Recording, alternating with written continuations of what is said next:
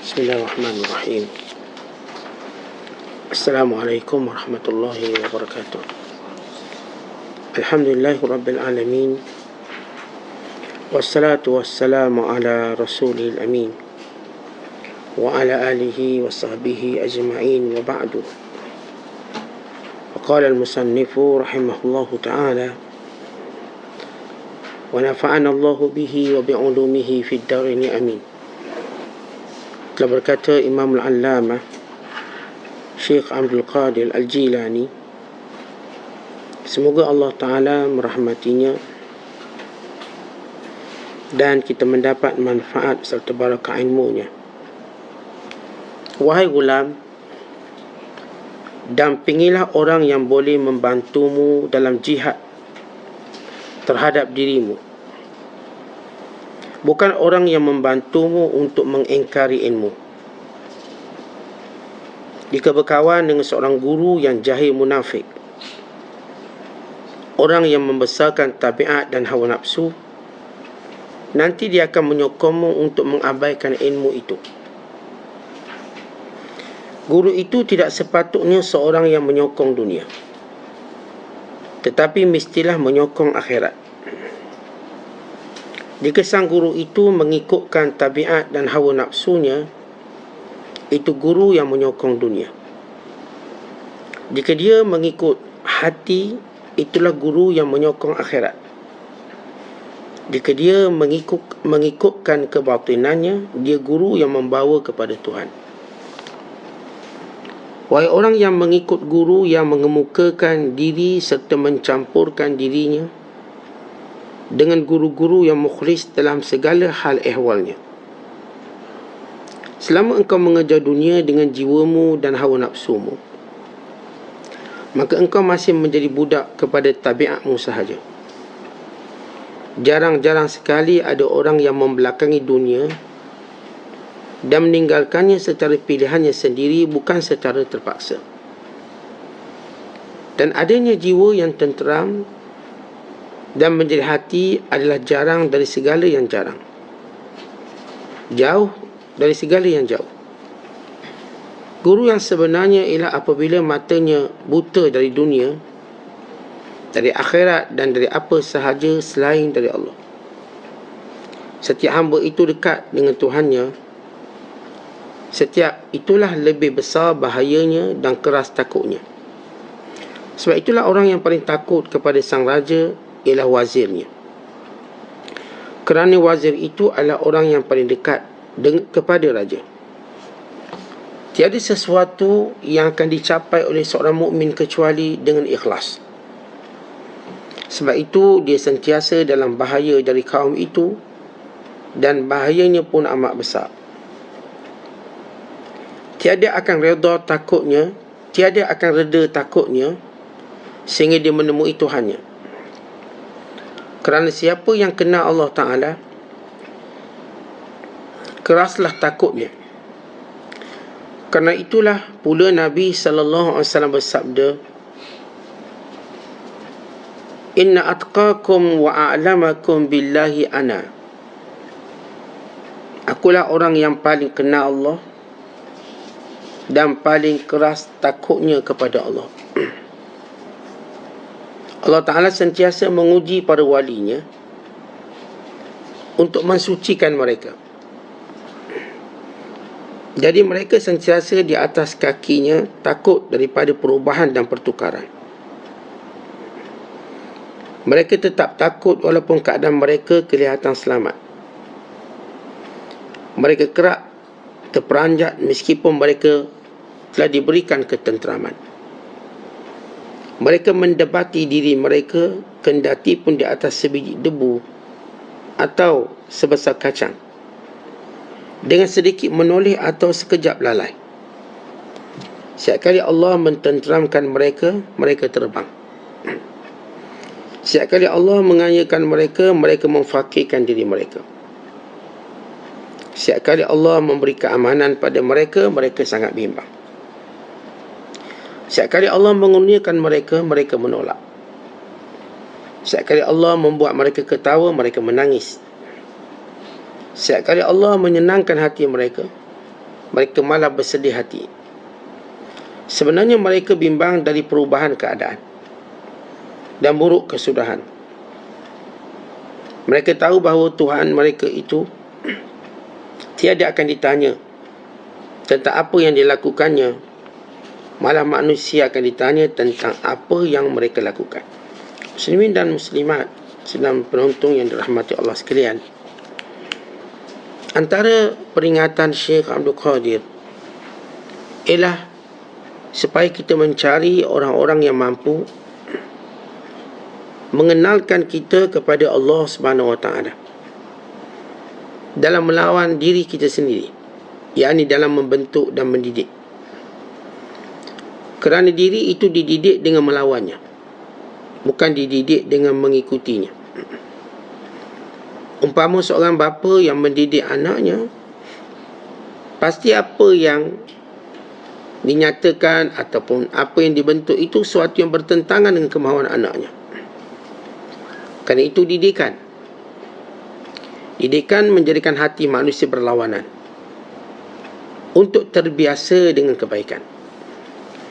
Maka kata Syekh, cari orang yang boleh bantu kita dalam mendidik diri kita, bukannya orang yang membantu kita mengingkari ilmu. Di sini Syekh Abdul Qadir menegaskan untuk mendidik diri kena cari orang boleh bantu kita. Dan diri itu dididik dengan apa? Dengan ilmu. Apa itu ilmu? Kebenaran. Diri tidak boleh dididik dengan janji palsu. Diri tidak boleh dididik dengan kebatilan dan khurafat. Diri ini mesti dididik dengan ilmu. Dan ilmu itu ialah al-ilmu, kata Imam Syafi'i rahimahullah, al-ilmu ma qala Allah wa ma qala Rasul wa ma siwahuma masyghalatun. Ilmu itu apa yang Allah firmankan dan apa yang Nabi sabdakan. Apa yang selain daripada itu cuma kesibukan. Maksudnya bukan hakikat ilmu. Seorang bila dia kata berilmu sehingga dia memahami akan hakikat apa yang Rasulullah nak sampaikan, sebagaimana dia memahami akan hakikat apa yang Allah Ta'ala firmankan. Sebab itu kita, orang macam kita, tuan-tuan sekalian, tak mungkin kita dapat memahami hadis Nabi sallallahu alaihi wasallam secara direct. Kita mungkin faham makna dan terjemahan, tapi apakah hakikat yang Nabi nak sebut? Kerana itu kita memerlukan para alim ulama. Kerana itu kita memerlukan ahlu zikri yang benar-benar menguasai dan memahaminya. Kerana itu hadis, matan hadis, ada syarah yang berjela-jela untuk beri faham pada kita. Datang ulama-ulama kita, datang ahli zikri kita, ahli ilmu, fahamkan kita satu hadis. Imam Syafi'i rahimahullah dalam satu hadis dia mengeluarkan 70 hukum. Kata Imam Abdul Rahman Al-Mahdi, kami ahli hadis tidak memahami makna hadis yang sebenar, seperti ada kunci, sehingga datang kepada kami Imam Syafi'i membuka kunci itu untuk kami memahaminya, yang dikenali sebagai fiqhul hadis, kepahaman hadis. Dan demikian juga orang awam macam kita tak mungkin dengan ambil Quran terjemahan lalu memahaminya. Maka kita perlukan ahli zikri di kalangan para ulama mufassirin, ahli tafsir, yang memahamkan kita apa murad, apa maksud yang sebenar. Kerana itu dikarang kepada kita kitab-kitab tafsir. Datang tafsir jalan lain oleh Imam Jalaluddin Al-Mahalli dan Imam Jalaluddin As-Suyuti. Datang tafsir Sawi oleh Imam As-Sawi Al-Maliki. Datang kepada kita tafsir Nasafi. Datang kepada kita tafsir Imam Ibn Katsir. Datang kepada kita tafsir Imam Al-Qurtubi. Datang kepada kita tafsir Imam At-Tabari. Datang kepada kita tafsir Mahmud Alusi, Ruhul Ma'ani.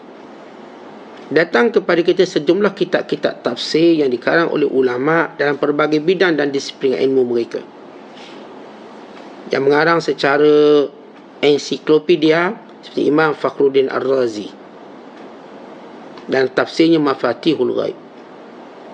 Yang pakar dalam bahasa Arab mengarang tafsir Al-Kashaf oleh Imam Az-Zamakhsyari. Imam Ibn Hajar Al-Asqalani mentakhrijkan ataupun mentahqiqkan kitab tafsir Al-Kashaf. Kerana para ulama bersepakat tentang ketinggian nilai bahasa dalam tafsir Kashaf, maka mereka mengambilnya. Datang Imam At-Tabari dalam tafsirnya Jami'ul Bayan menerangkan tentang penafsiran setiap ayat berdasarkan riwayat hadis-hadis Nabi SAW, yang dikenali sebagai tafsir Al-Ma'thur, tafsir yang berdasarkan pada nas.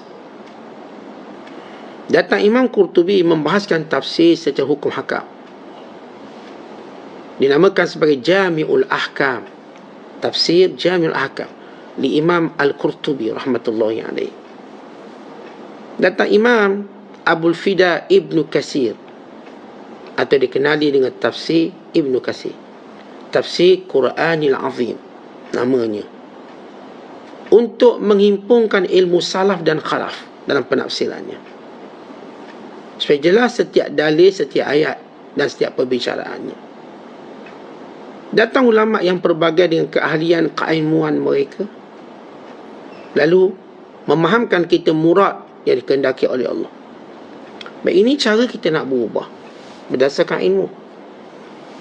Ilmu itu kita dah sebut ialah apa yang Allah firmankan, apa yang Nabi sabdakan.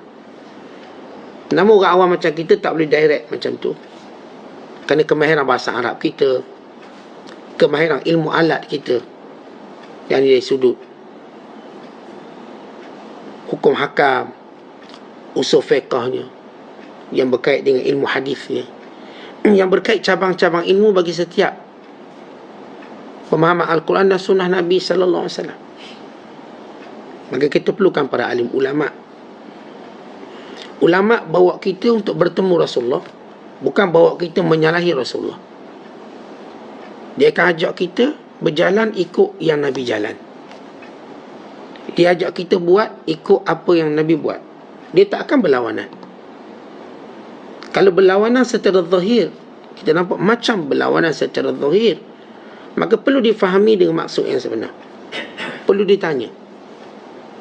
Kadang-kadang ada waktu orang-orang yang kita percaya ini, kalangan ulama, dibuat secara zahirnya seperti agak bertentang, seperti, sehingga dijelaskan kenapa. Umpamanya seperti Khidir menjelaskan kepada Musa apa sebab dia lakukannya, yang zahirnya menyalahi syariat zahir, tetapi hakikatnya tidak. Namun kebanyakan para ulama cuba untuk tidak memperlihatkan perkara itu kerana fitnahnya besar. Cuba untuk tidak memperlihatkan. Allahumma illa melainkan berlaku. Contohlah bila kita sebut hadis Nabi SAW menyuruh kita rapatkan saf, itu perkara yang baik. Tapi bila para ulama berijtihad berdasarkan wabak hari ini, maka perlu dijarakkan. Zahirnya menyalahi Nabi SAW, zahir pada pandangan kita orang awam. Tapi bila kita mengikuti penjelasannya, maka kita memahami. Namun apa yang mereka lakukannya bersifat seketika. Andai kata sudah terbukti tidak, maka rapat semula saf kita. Bila ijtihad ulama kita untuk menyatakan gugur solat Jumaat disebabkan wabak, dan hanya menyebut beberapa orang yang perlu hadir untuk meninggikan syiar, yang zahirnya salah, memang salah, tapi ijtihad itu kerana bersebab. Lalu mereka terangkan pada kita sehingga kita faham apa maksud dan kenapa. Maka ini yang kita maksudkan kadang-kala, tapi benda itu tak akan bersifat lama. Kerana apa pun kita kena ikut Nabi SAW. Apa pun kita, tuan-tuan, kena rapatkan saf. Apa pun. Namun datang isyak ulama ini secara seketika, yang mereka akan terus mencari solusi sehingga kembali kepada asalnya. Ini yang saya kata Zahir nampak macam salah. Dia kalangan orang awam mungkin akan mula-mula ulama sekian-sekian. Walau mereka tak berani buat benda itu, mereka isytihad. Sehingga mereka berbincang dengan semua ulama, bukan satu dunia ulama. Kan Nabi menyatakan, la tashtami'u ummati ala dhalalatin. Umat aku tak akan bersatu untuk sesat. Kalau semua fatwa ulama kata begitu, tak mungkin mereka bersatu untuk sesat. Pasti mereka semua bersatu dengan ilmu untuk memberi kelihatan pada umat. Tuan-tuan, kalau seorang ulama dia beri fatwa macam tu, jangan rapat sah, nanti wabak. Yang lain kata tak, maka mungkin ini pendapat sesat. Mungkin. Tapi bila semua ulama, semua disiplin ilmu, mereka berkumpul, baik mandi fatwa kebangsaan, baik mandi fatwa dunia, lalu mereka melihat dari sudut akhafud dararain ini, lalu zahir kita nampak macam ini Nabi cakap lain, ulama cakap lain, takkan kita nak ikut ulama, kita ikut Nabi. Ya, zahirnya nampak macam begitu, tapi mereka menjelaskan, mereka tidak menimbulkan kekeliruan, mereka tegas, jelas, sekian-sekian. Dan perkara ini juga bersifat sementara, bukanlah kekal begitu. Maka di sini kita memahami murad kata-kata ulama. Apapun kita mesti mengikut Nabi SAW, berusaha untuk jalannya. Kerana setengah fatwa itu cuma bersifat sementara dan bersifat secara umum, bukan secara khusus. Maknanya kalau tuan-tuan solat kat rumah, rapatlah sah. Atau tuan-tuan solat dengan orang tuan-tuan kenal, sama-sama musafir, maka rapatlah sah. Pada keadaan tertentu, di situ datang i'mal ataupun pengaktifan pada fatwa itu, tapi tidak secara mutlak. Kerana fatwa ini menunggu untuk dia berubah secepatnya. Maka ini asas bagaimana kita nak berubah. Cari kawan-kawan yang boleh menjadikan kita, membantu kita untuk mendidik diri kita. Dan untuk didik diri kita, dia bukan dengan hawa nafsu, bukan dengan emosi, bukan dengan semangat, dia mesti dengan ilmu. Dan bila kita sebut ilmu, dia mesti seorang ulama. Kita ambil ilmu daripada ulama, kita tak ambil ilmu daripada buku, daripada kitab secara direct, kerana taksir kecuaian kita dalam memahaminya. Maka ulama-ulama ini yang terpercaya, yang bersambung sanad dengan guru-gurunya. Sebab antara cara yang mudah kita orang awam, bila kita nak berguru dengan seorang guru, dan supaya kita tak dibawa dengan pahaman yang sesat dan sebagainya, tanya, siapa gurumu? Maka dengan gurunya kita mengenali dia. Atau, mana universitimu? Dengan universitimu kami mengenali kamu. Dulu tuan-tuan, sistem dulu, anak murid belajar dengan Tok Guru, sehingga Tok Guru izinkan mereka mengajar. Ini panggil ma'zunan bil ijazah. Ataupun kita katakan sehinggalah dia diberi oleh ijazah oleh gurunya. Maka guru bagi ijazah. Dinamakan sebagai al-ijazatu bil irsyad. Al-ijazatu bil irsyad maknanya keizinan untuk mengajar atau keizinan untuk mendidik. Irsyad, mendidik, mengajar. Sistem dulu begitu. Kami waktu mengaji pondok, kita tengok sini kita kat pondok. Bila guru kami berkata, okey, kamu boleh balik dan mengajar. Dan mereka mula mengajar kerana mereka mendapat keizinan guru. Dan ini yang berlaku kepada Imam Asy-Syafi'i bila gurunya berkata kepadanya, nalaka an tuftiyan nas. Wahai Syafi'i, sekarang sudah sampai kamu memberi fatwa pada manusia. Beri fatwa. Ketika usia Imam Asy-Syafi'i belasan tahun, dia sudah mendapat izin mengajar. Kalau hari ini tuan-tuan, kita ada pelbagai bentuk sistem keizinan mengajar. Antaranya sistem universiti. Maknanya, saya duduk mengaji universiti itu 4 tahun. Katakan saya mengajar Universiti Al-Azhar. Maka yang mengajar saya semua guru-guru yang terkenal keilmuan, kealiman dan sebagainya. Dan setiap semester atau setiap tahun saya diuji oleh guru-guru kami. sehingga kami berjaya secara syafawian atau tahririan, oral ataupun bertulis, maka kita mendapat pangkat yang dipersetujui oleh universiti untuk kita naik tahun kedua. Kita pun naik tahun kedua. Kita jumpa guru kalangan ulama pada tahun kedua. Dia ajar kita semua ilmu dan disiplin ilmu. Fiqh, hadis, tafsir, fiqh, hadis, fiqh kitab, faraid, lughah, nahwu, sarah, bahkan syairul jahili, syair jahiliyah pun dia ajar. Kita belajar. Lalu kita pun diuji pada akhir tahun dan kita lulus. Maka guru-guru kami mengizinkan kami naik untuk level ketiga. Maka level ketiga kami mula mengajar fiqhul kitab ataupun fiqhul hadis. Belajar secara mendalam. Belajar syair zaman Abbasiyah, zaman Umayyah. Sehingga kami diperakui dengan peperiksaan tahun ketiga, okay, kamu boleh naik tahun 4. Ada sahabat kami tak boleh naik tahun 4. Kau kekal tahun 3, belum layak. Kami belum belajar sistem perundangan Islam atau disebut sebagai fiqhul qada.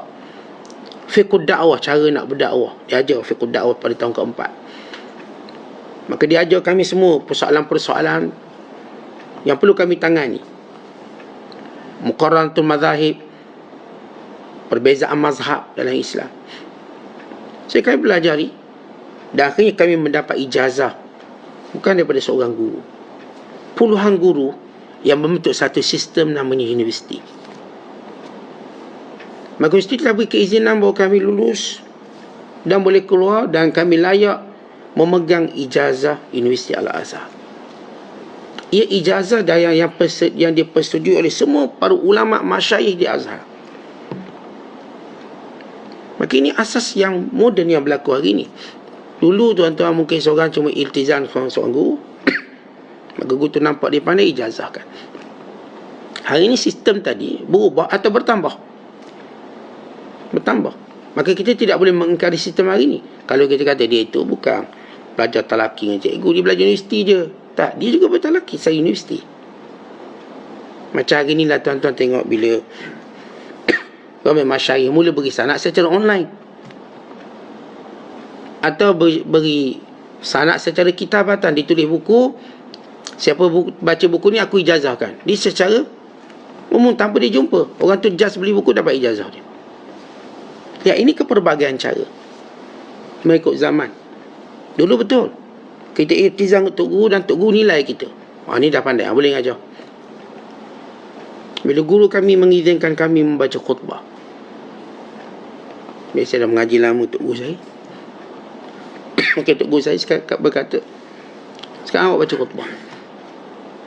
Boleh baca khutbah, beri. Dia dah nilai kita banyak perkara. Okay, baca khutbah. Dan kita mengambil keizinan guru. Yang sahabat saya, tok guru kami tak bagi dah baca khutbah. Dah, awak pula baca khutbah. Dan kita baca khutbah di hadapannya. Kalau kita salah, ditegur.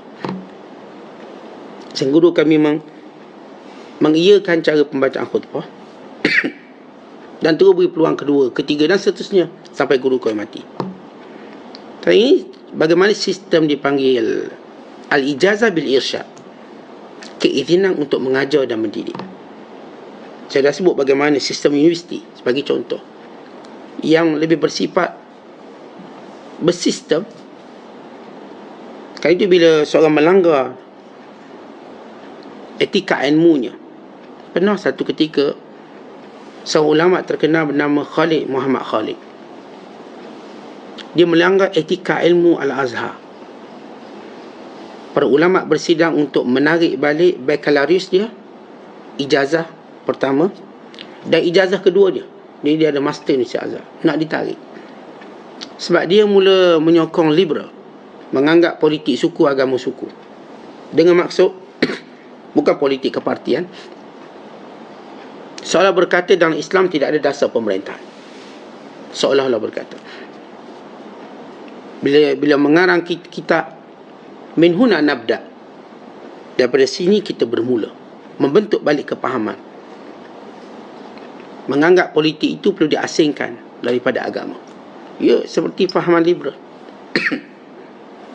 Ya, sama seperti fahaman yang mengasingkan agama daripada kehidupan.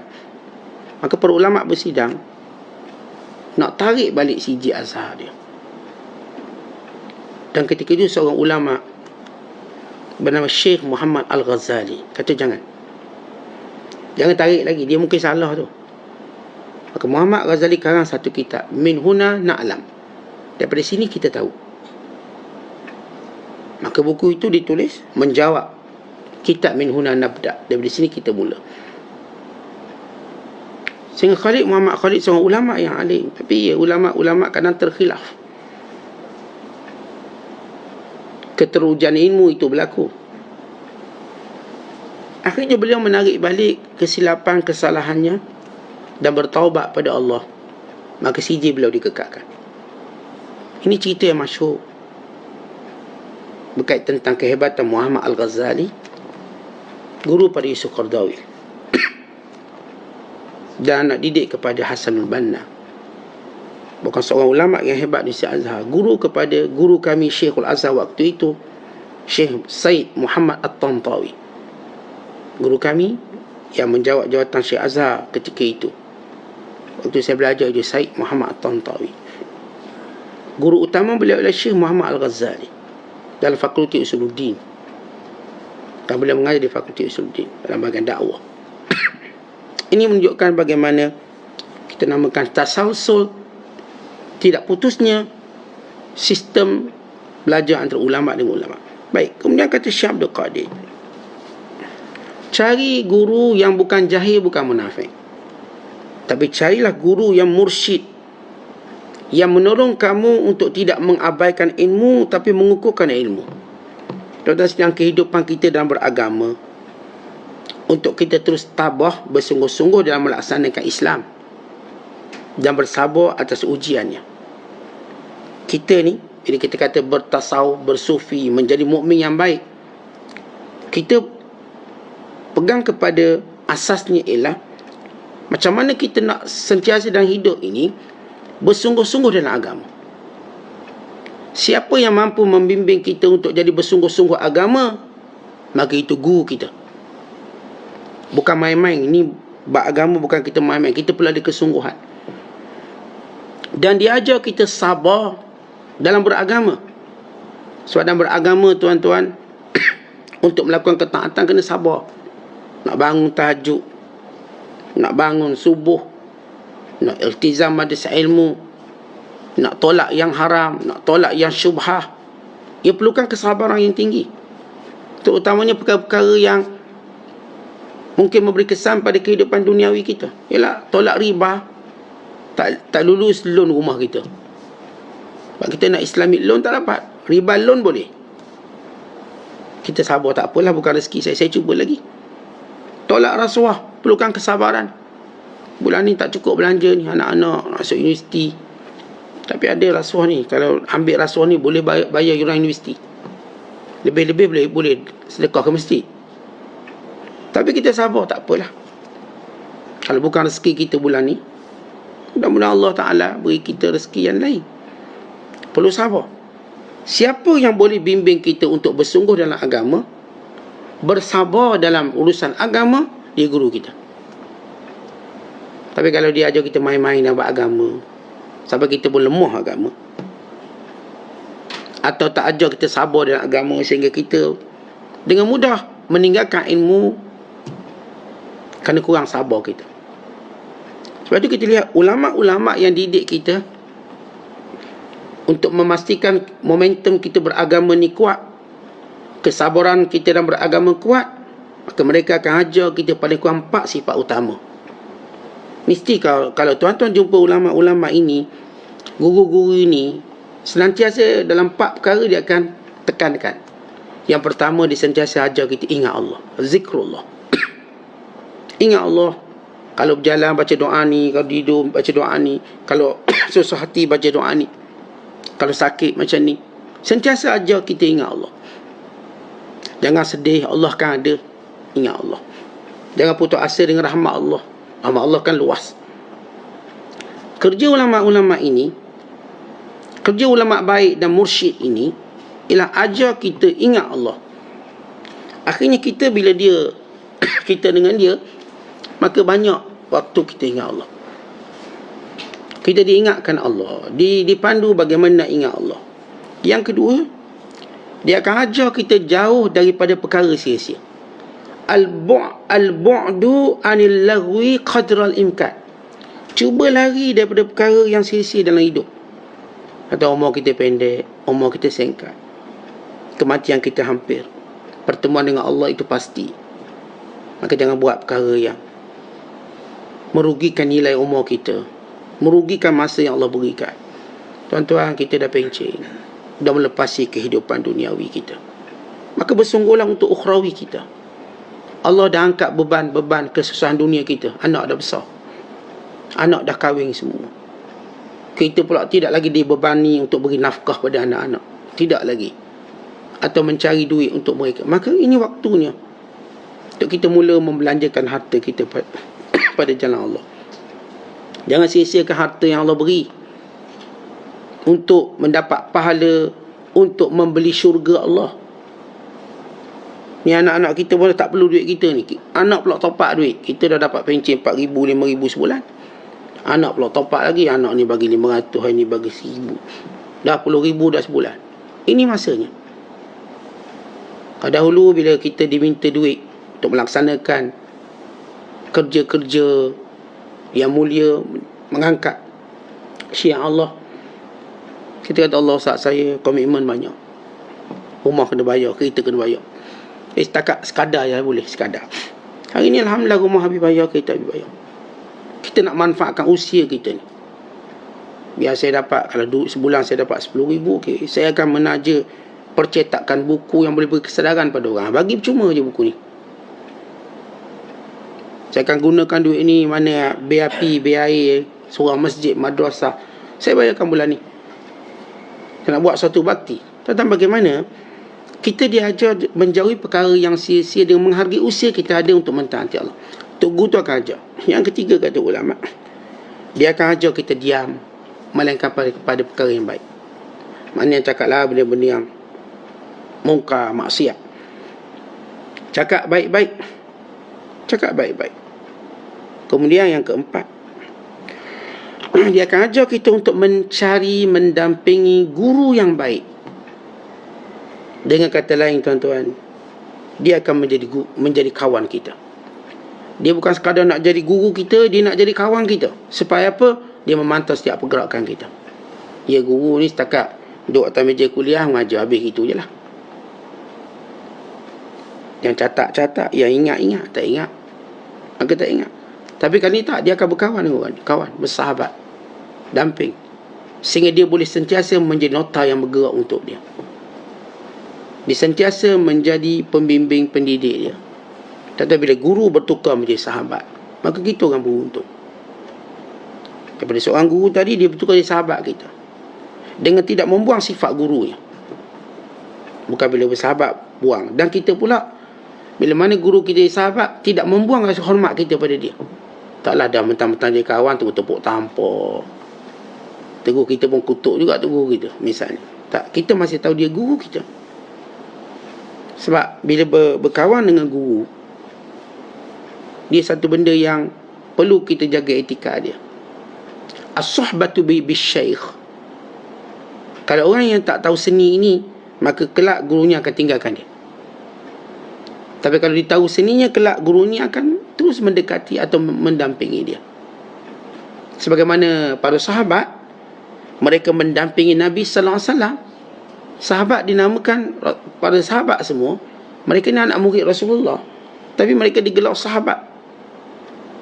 Benar-benar mereka berkawan dengan baginda sallallahu alaihi wasallam, tapi tanpa mengurangkan sedikit pun rasa hormat. Bukan makin tinggi hormat mereka pada Nabi sallallahu alaihi wasallam. Sama juga kita, tuan-tuan, bila guru kita mula bertukar jadi sahabat, maka hati-hati. Jangan anggap dia macam orang kawan biasa kita. Dia tetap kawan yang bernilai guru kita. Maka cara kita bercakap masih kita kena jaga, gerak-gerik kita masih kita jaga, keutamaan untuk dia kena jaga, supaya kita terus mendapat didikan dia. Maka ini 4 perkara yang ditekankan pada para alim ulama. Maka bila dia tekan benda tu, tuan-tuan sekalian, dia ialah guru yang membawa kebaikan kepada kita. Kemudian Syekh Abdul Qadir kata, guru bukan yang menyokong dunia kita, tetapi guru ialah yang menjadikan kita menyokong akhirat. Maksudnya apa? Bagaimana guru kita ni tak akan jadikan setiap benda dunia ini jadi dunia, melainkan dia akan tukar benda dunia jadi akhirat. Dia akan tukar semua benda ini jadi pelaburan akhirat. Kita ada kenderaan, dilaburkan pada akhirat. Kita ada duit, dilaburkan pada akhirat. Artinya dia bimbing, dia ajar kita, sehingga apa yang kita buat ini jadi akhirat. Kita makan ni, yang kita makan tu jadi akhirat. Kita tidur pun jadi akhirat. Dia tak ajar kita tidur akhirat. Sama ada dia ajar kita adab tidur, dia ajar kita niat bila mana kita tidur, dia ajar kita bagaimana tidur ikut Nabi SAW. Akhirnya tuan-tuan, ini yang disebut oleh ulama, tidur orang alim lebih baik pada berjaga dan solat orang jahil. Kenapa orang alim tidur dengan adab, dengan doa, dengan semua benda? Maka guru ini dia akan jadikan semua dunia kita investment akhirat. Kalau orang tu bukan guru yang baik, dia akan jadikan dunia cuma simpanan dunia. Dan yang kita ada kat dunia, tuan-tuan, cuma kat dunia je lah. Dan nama kaya kat dunia, bila mati dah tak ada apa-apa. Dan nama gagah kat dunia, bila mati tak ada apa-apa. Yang nama yang glamour di dunia, bila mati tak ada apa-apa. Mati-matilah. Ini tidak. Dia, guru ini, akan menjadikan apa yang kita punyai dunia tadi menjadi akhirat. Kalau kita glamour, maka digunakan suara dan pengaruh kita untuk mendidik manusia. Dah mudah glamour, setiap kali tulis, beribu orang like, tulislah benda yang baik. Dah mudah glamour, kalau buat video je, dah juta orang tengok, maka buatlah video yang baik. Maka lihat bagaimana diinvestkan dunia jadi akhirat. Dah mau orang kaya, duit banyak, macam mana kekayaan kamu tadi mengangkat lagi nilai Islam, umat Islam. Angkat lagi ke izzah, atau kita katakan kehebatan umat Islam. Orang pun nampak hebat. Sebab kita perlu tahu, bila kita berhadapan dengan orang kafir, orang Islam perlu ada izzah yang kuat. Izzah yang kuat sehingga boleh menundukkan orang kafir. Seperti bila Imam Ibn Hajar Al-Asqalani, dia naik kenderaan yang gah, dikeliling oleh bodyguard, waktu beliau menjadi qadi Mesir yang terkenal. Kalau seorang Yahudi melihat, Allah, aku orang kafir, dunia tak dapat, akhirat pun tak dapat juga. Maka tengok Syekh Ibn Hajar dengan kehebatan mauqif rombongan dia. Syekh Ibn Hajar di jalan dengan rombongan dia, murid-murid dia, dengan kehebatan. Maka si Yahudi ini datang, Syekh, sekejap, aku ingin tanya, bukankah Nabi mu berkata dunia ini penjara orang beriman, syurga orang kafir? Mana syurgaku? Bukankah Nabi mu berkata ad-dunya sijnul mu'min wa jannatul kafir? Dunia itu penjara orang beriman, syurga orang kafir. Yang aku nampak, aku kena penjara ni. Dalam miskin, susah payah kerja kamu, hebat, gah, pakaian, kenderaan, pengiring, macam tak betul je di sini. Maka Ibn Hajar diam. Sambil tersenyum dia berkata, kata, wahai Tuhan, kata, fulan, dunia itu memang penjara pada orang beriman berbanding nikmat syurga yang Allah janji pada kami.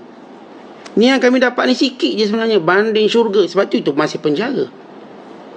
Tuan-tuan, semewah mana pun kita dapat nikmat dunia, masih penjara banding nikmat akhirat yang Allah janji kat kita. Manakala kamu pula, memang dunia ni syurga kamu, berbanding azab neraka yang Allah sediakan untuk kamu. Kamu kalau mati, neraka terus lagi teruk. Ni boleh juga berjalan-berjalan. Dan jugalah nak jumpa keluarga. Maksud hadis ini berbanding dengan akhirat nanti disediakan neraka untukmu, kamu sekarang dianggap macam benar-benar syurga. Bebas, belum kena hukum. Cakap kau ajar pun tak kena hukum lagi. Sembah berhala pun tak kena hukum lagi.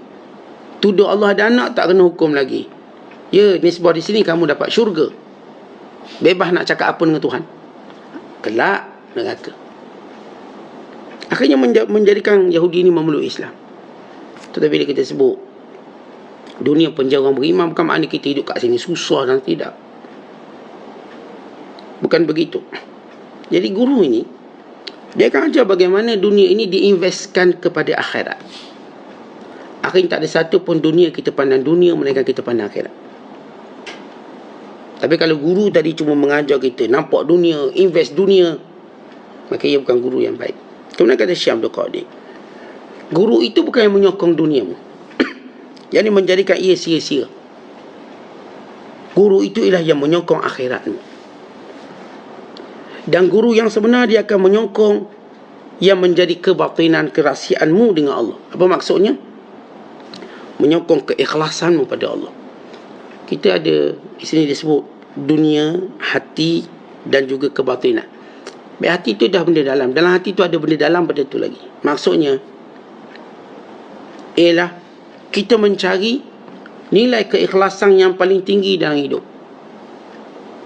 Itu guru-guru kita yang benar-benar yang kita akan mendampingi mereka. Para ulama telah memberi syarat supaya dia benar-benar menjadi guru kebatinan kita. Jadi guru yang mendidik keikhlasan kita, sehingga kita setiap hari mencari nilai keikhlasan paling tinggi dalam hidup. Sebagaimana kalau kita tengok guru dunia, dia akan menjadikan muridnya ini mencari nilai tertinggi dalam dunia. Kalau dia seorang doktor, terus dipantau, dijaga sampai dia jadi doktor pakar. Kalau dia seorang entrepreneur, mula bisnes sehingga dia benar-benar menjadi orang yang paling atas sekali, master atas dalam bidang bisnes. Kalau dia dalam bidang ni, dia akan lihat pemantauan guru dunia, dia akan pastikan anak murid dia sampai ke level paling tinggi, mungkin peringkat antarabangsa. Demikian juga dalam hak agama. Guru ni akan ajar kita daripada melazimi perkara fardu, iltizam dengan perkara sunat, sehingga kita mencapai tahap ikhlas tertinggi. Dia akan terus pantau sehingga kamu dapat tahap ikhlas yang tertinggi. Sebab itu dia ceritakan bila seorang ulama dia ajar seorang budak. Ini penafsiran kepada surah Al-Buruj. Seorang budak yang berjaya mengalahkan raja. Budak ni tuan-tuan dipilih daripada ribuan budak untuk belajar sihir dengan seorang ahli sihir di raja. Maka setiap hari dalam perjalanannya nak pergi belajar dengan ahli sihir di raja, sebab raja kata pada ahli sihir di raja, aku nampak kamu dah tua, bakal kamu akan perlukan pengganti. Ya tuanku, saya perlukan pengganti. Nanti saya akan interview semua anak-anak muda. Akhirnya budak yang terpilih paling cerdik. Dia beri beasiswa kerajaan, belajar sihir. Dalam perjalanan dijumpa orang alim yang berpegang teguh dengan ajaran Nabi Isa AS, Islam waktu itu. Orang ni sembunyi dalam gua. Maka dia berhenti, dia dengar orang ni mengajar, menarik perhatiannya. Maka dia mula belajar. Dan bila dia belajar, orang alim ni diterlambat dengan ahli sihir. Malah ahli sihir pukul dia, hutan. Kenapa lambat? Pukul. Maka ahli sihir pun suruh dia belajar lama sikit. Maka bila dia belajar lambat, dia belajar lama sikit, dia balik rumah lambat pula. Mak dia pula marah, kenapa balik lambat? Kena marah lagi, kena pukul lagi. Sebabnya dia belajar dengan seorang guru yang mursyid ini. Akhirnya guru ni berkata, nanti kalau ahli sihir tanya kenapa lambat, beritahu kepadanya, ibuku menahanku kerana melakukan beberapa pekerjaan. Nanti kalau sekiranya ibumu memukulmu kerana lambat, memarahimu, katakanlah ahli sihir memberiku beberapa kerja sehingga aku lambat pulang ke rumah. Ini zahirnya Datuk Guru ajar menipu. Ya, tentang menipu kita dah ajar. Demi menyelamatkan agama, ya boleh. Menipu yang tak boleh bila kita niat nak ambil harta orang. Tipu kita tadi dengan tujuan untuk kita dapat bukan benda yang bukan hak kita. Tapi tipu untuk selamatkan agama. Ya, kalau budak ni beritahu dia belajar, mati dia. Dengan tok guru dia mati. Akhir satu hari, budak ni tuan-tuan, ini saya ambil ikhtisar daripada hadis riwayat Imam Muslim. Akhirnya budak ni dijumpa satu binatang yang merentasi jalan orang ramai. Sehingga orang ramai tak mampu berjalan dek sekatan binatang ini. Ada menyatakan ia singa. Budak ni mengambil satu batu yang kecil, lalu berkata, "Ya Allah, kalau apa yang aku belajar daripada guruku yang duduk kat gua tu lebih engkau sukai, lebih engkau sayangi, lebih engkau menerima daripada aku belajar sihir, bunuhlah binatang ini dengan batu ini." Kecil je batu, baling. Lalu bila dia baling, mati binatang ni. Fasaqatat dabbatu, maka binatang tersungkur jatuh. Orang ramai keheranan, budak yang hebat, budak yang ajaib. Hanya dengan batu kecil dia membunuhnya. Maka heboh, viral kisah budak ni. Jangan ingat zaman kita je viral, zaman dulu pun viral. Sehingga sampai kepada pengetahuan ahli sihir, tersenyum bebas, tersenyum gembira ahli sihir, budak ni dah praktik ilmu aku. Dan sampai pengetahuan pada gurunya, budak ini sudah sampai martabat dia mengatasi diriku sendiri. Lalu kata gurunya, "Wahai fulan, Allah dah beri pada kamu lebih pada aku. Kerana itu aku berpesan pada kamu, sembunyikan tentang diriku. Jangan beritahu tentang aku." Kerana raja tidak mahu ada orang yang mengajak manusia menyembah lain pada dia. Akhirnya budak ni pun dipuji oleh sihir. "Oh, itulah berkat awak belajar ilmu sihir." Dia kata, bukan sebab ilmu awak. Bukan sebab ilmu awak saya boleh bunuh, tapi kerana Allah, izin Allah. Ahli sihir marah. Ada Allah, bukankah Tuhan kita raja? Raja panggil dan raja tanya, dia kata Allah. Akhirnya raja ni marah dan menjatuhkan hukuman bunuh. Ini ringkas cerita. Tapi apa yang kita nak ambil di sini, bila seorang guru, dia akan pastikan nak murid dia akan naik ke peringkat tertinggi. Kalau dia dah ikhlas, dia akan lebih ikhlas pada guru dia. Itulah kerja tuan guru atau guru-guru yang mursyid. Guru yang mursyid sama sebagaimana ibu dan ayah. Tuan-tuan tengok, ibu dan ayah semua nak suruh anak-anak dia lebih baik pada dia. Tanyalah ayah mana yang nak suruh anak dia teruk pada dia. Saat saya kalau ada satu PhD, saya nak anak saya 2 PhD. Saya kalau ada 1 degree, saya nak anak saya 2 degree. Saya kalau gaji 5,000, biar anak saya gaji 10,000. Saya kalau saya pandu kereta ni, saya nak suruh anak saya pandu kereta besar lagi. Biar kalau dia jadi pemandu kereta api, lagi panjang kereta tu. Ni kata kita. Umat pun sama. Kalau saya ustaz, dia doktor, biar anak saya doktor pakar. Kalau saya ustaz doktor pakar, anak saya biar buka hospital. Demikian para ulama yang mursyid, nak kita lebih naik, biar kamu lebih hebat di sisi Allah. Ini yang disebut sebagai kebatinan. Kemudian kata Syekh, "Wahai orang yang mengikuti guru yang mengemukakan diri serta mencampurkan dirinya dengan guru yang mukhlis dan segala hal ehwalnya." Ada orang yang dah bagus, ada tok guru yang ikhlas, tapi masih dia mencampur adukkan jiwa kehendak dengan dunianya. Maka agak sukar untuk ditinggalkan dunia. Masih lagi dia cerita kesibukan dia. Tak ada lah Ustaz, nak kuliah saya sibuk. Masa saya sibuk, tak ada lah nak ke masjid Ustaz, saya ada mesyuarat. Masih dia lagi kesibukan dunianya, sehingga dia belum nampak agama itu keutamaan. Dia belum mampu beri alasan sibuk akhirat untuk tinggalkan dunia. Masih lagi sibuk dunia untuk tinggalkan akhirat. Walaupun dia sudah bergaul dengan guru yang ikhlas, dah bergaul dengan guru-guru yang sudah teruji dalam pengetahuan dia, ilmunya dan sebagainya, namun dia masih lagi dalam keadaan tidak tentera. Tak tahu lagi mana, saya selalu sebut lagi mana, kita beri alasan sibuk dunia untuk tidak mengejar akhirat. Kita masih ketinggalan jauh. Sampai kita sampai satu level, kita beri alasan akhirat, sibuk akhirat untuk meninggalkan dunia. Maaf, saya ada urusan di akhirat. Saya masa ni saya mengaji, saya belajar, saya tak boleh ada urusan. Hijau mesyuarat pukul 8 tak boleh. Saya pukul 8, 10 saya belajar. Lepas pukul 10 nak mesyuarat, saya boleh mesyuarat. Ini tak. Alasan dia lebih banyak pada ustaz dia berbanding kawan dia. Kawan dia tak ada alasan. Pantang kawan dia ajak, jom jumpa mesyuarat, boleh. Akhirnya dia banyak jumpa gurunya untuk beri alasan. Kita tuan-tuan, bila benar-benar kita belajar dengan guru kita, biar kita banyak jumpa kawan kita beri alasan berbanding jumpa tok guru kita beri alasan. Kita kalau jumpa guru beri alasan, buat malu ya. Biar kita jumpa kawan-kawan kita, maaf aku ada urusan guru aku. urusan kamu ditangguhkan. Bukan kita, Ustaz, urusan Ustaz ditangguhkan sebab saya nak jumpa kawan saya. Bukan begitu cara kita bila kita ada guru yang mursyid. Bukan. Ia menjadi keutamaan kita. Kerana mereka nak bawa kita pada perkara yang Allah Ta'ala sukai. Mereka nak bawa kita pada akhirat, sedangkan kawan kita nak bawa kita pada dunia. Mereka nak bawa kita ingat Allah senantiasa. Oleh sebab itu kita, tuan-tuan, jangan jadi pemberi alasan di hadapan guru kita. Biar pemberi alasan pada kawan-kawan kita. Lihat bagaimana saya cerita kisah budak tadi, setengah menyebut namanya Waddah, yang terikat antara dua komitmen dengan ahli sihir dan komitmen dengan keluarga. Dia tak pernah beri alasan gurunya. Dia tak kata, ahli sihir aku lambat sebab belajar untuk guru aku. Tak. Mak saya kita lambat sebab kita ngaji dengan ustaz. Tak.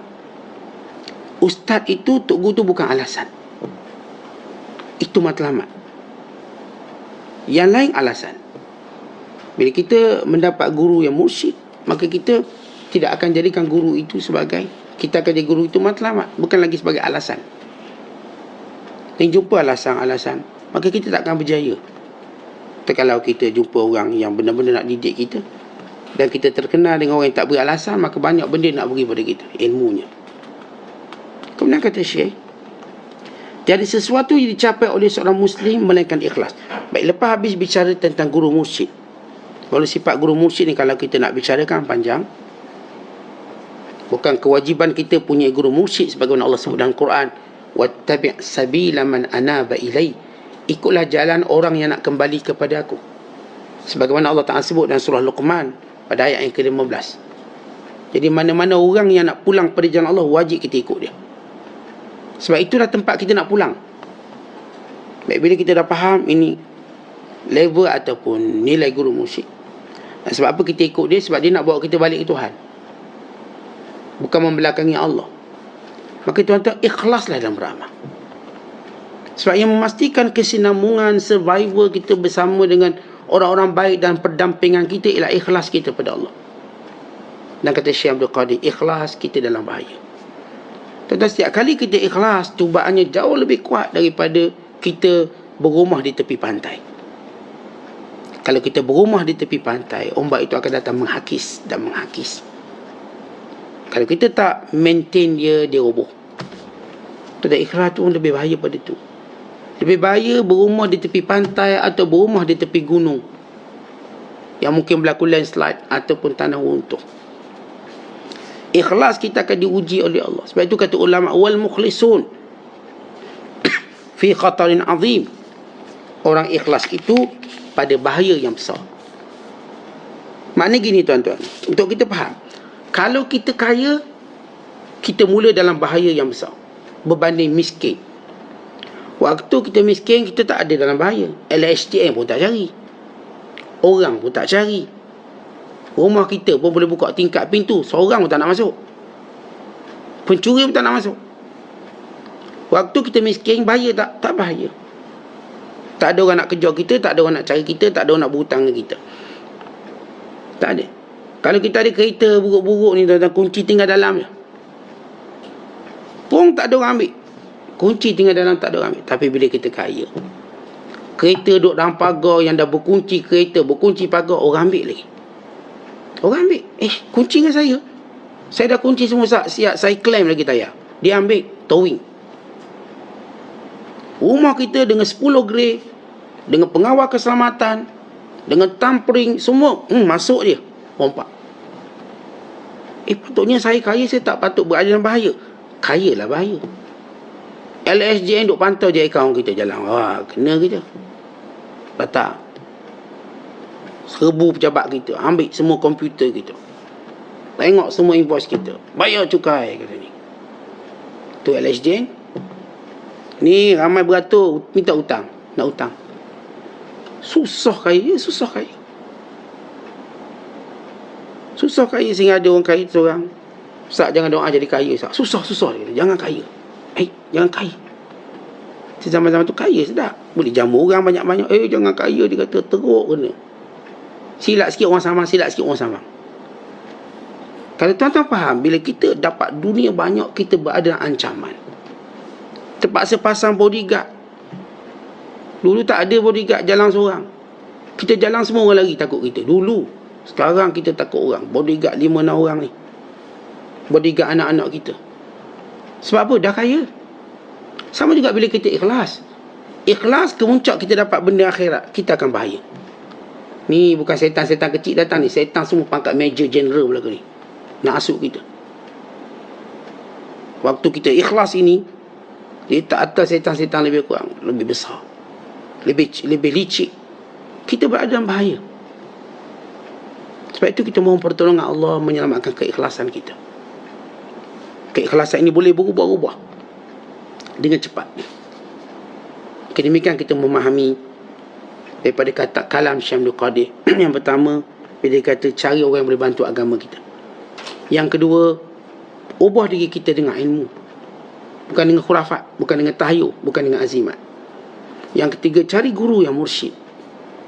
Dan saya dah sebut guru yang mursyid bagaimana. Yang keempat, mengingatkan kita bahawa kita walaupun dah berada kalangan orang ikhlas, baik, jangan kita masih terpedaya dengan dunia. Yang kelima ialah, tuan-tuan sekalian, yang perlu ada kepada kita ialah ikhlas kepada Allah. Dan selalu kita beringat ikhlas itu ialah bahaya besar. Seorang yang berada keikhlasan, jaga elok-elok. Sebagaimana seorang bila mana dia dah memiliki harta yang paling bernilai, dia jaga elok-elok. Jangan duk endeng-endeng ke orang, jangan duk tunjuk-tunjuk ke orang, nanti orang curi, rampas. Tuan-tuan dah beli cincin harga 30 juta ni, dah beli gelang harga 20 juta, kaya ni. Ini rare punya barang, hati-hati, jaga elok-elok. Kerana semua mata sedang ingin mencurinya, mengambilnya. Bila kita ada ikhlas, mata-mata syaitan ini yang tidak akan senang kita ikhlas. Sebab ini adalah musuh mereka. Orang ikhlas ini boleh menggagalkan seluruh perancangan syaitan pada Bani Adam, pada anak-anak Adam. Orang ikhlas ini yang berjaya mengubah manusia, membimbing manusia. Sebab itu syaitan takut sangat bila kita ikhlas, menjadikan satu patoi Quran saja kita baca mengubah diri kita kerana kekuatan ikhlas. Satu rakaat saja kita solat mengubah diri kita kerana kita ikhlas. RM1 yang kita dermakan mengubah kehidupan kita kerana ikhlas. Tuan-tuan, syaitan dia tak takut kita buat banyak ibadat. Dia takut kita ikhlas dalam ibadat. Ikhlas itu mematahkan tulang belakang dia. Ikhlas itu menjadikan dia terhina sehina-hinanya di hadapan amalan yang dilakukan ikhlas kerana Allah SWT. Wallahu a'lam bissawab. Assalamualaikum warahmatullahi wabarakatuh.